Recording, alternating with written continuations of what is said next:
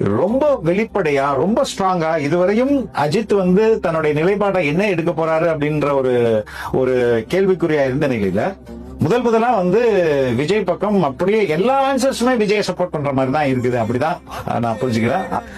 ஏன்னா இவங்க எல்லாருமே இப்ப விஜய் அவர்களுக்கு எதிராக நின்று பேசக்கூடிய எல்லாருமே அஜித்ன்ற ஒரு பெரிய பலத்தை பயன்படுத்தணும்னு நினைச்சாங்க. அவருக்கு எதிரா ரசிகர்கள் போர்வையில ஒரு வாரியர்ஸ் மாதிரி ஃபார்ம் பண்ணி அவங்க விஜய் அவர்களுக்கு எதிராக செயல்பட ஆரம்பிச்சுட்டாங்க. அது நம்ம எல்லாருக்குமே தெரியும்.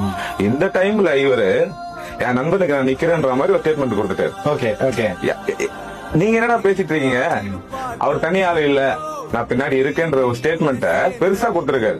அஜித்ன்ற பெரிய படம் நீங்க பயன்படுத்த நினைக்கிறீங்க, அதுக்கு அவர் ஒரு பெரிய லோக்கலா சொல்லனா ஒரு ஆப் வச்சிருக்காரு சார். அவங்க அது ரொம்ப கிளியரா தெரிஞ்ச விஷயம். அப்போ ஏன் அவர் அதை சொல்றாரு?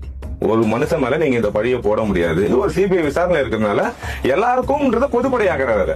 எல்லாருக்குமே அந்த பொறுப்பு இருக்கு அப்படின்றத பொதுப்படையாகிறாரு.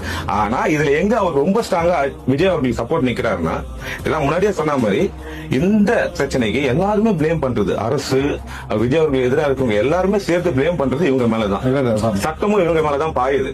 அப்படின்ற பட்சத்துல இவர் பொதுப்படையாக்கும் போது எல்லாருக்கும் சொல்ற விஷயம் என்னன்னா, சிபிஐ முதல் கொண்டே சொல்ற விஷயம் என்னன்னா, இது அவர் மட்டும் பொறுப்பு இல்ல, இங்க தமிழ்நாட்டுக்கு மட்டும் சொல்றாரு.